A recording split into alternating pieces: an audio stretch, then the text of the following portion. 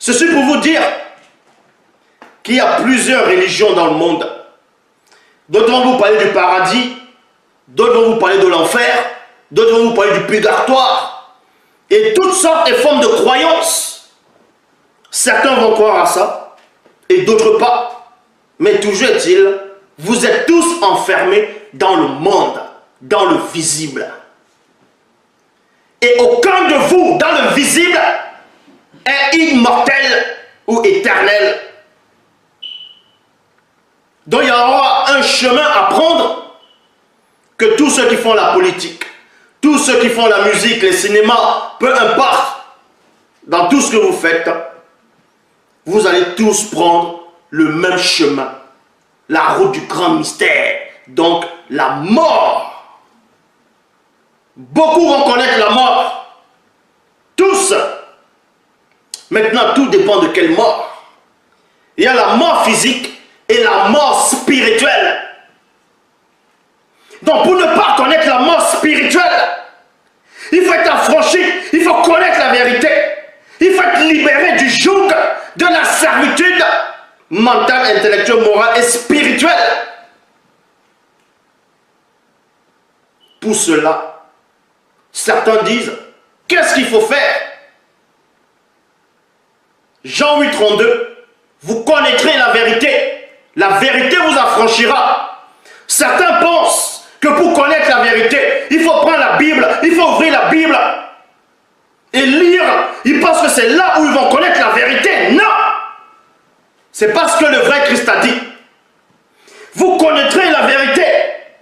Connaître la vérité, c'est quoi? Quand vous lisez dans les Bibles classiques actuelles, dans Genèse, chapitre 4, au verset 1, il est dit, l'homme connu, sa femme connue. C'est dans l'intimité. C'est dans la complicité. Et en cela, on vous demande de connaître le Verbe. D'être intronisé, d'être initié par le Verbe. Pour qu'il puisse vous affranchir. Et en cela, vous ne connaîtrez point la mort spirituelle.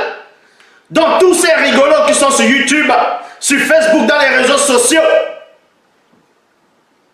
qui vont raconter des hérésies, soi-disant pour révéler l'homme noir, pour révéler l'humanité du joug du sommeil, vous-même vous êtes des dormeurs.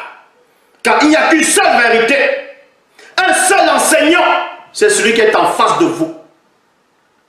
Et je dis ici, pour ce qu'on appelle le paradis, donc en gros, le lieu de délice, existe réellement.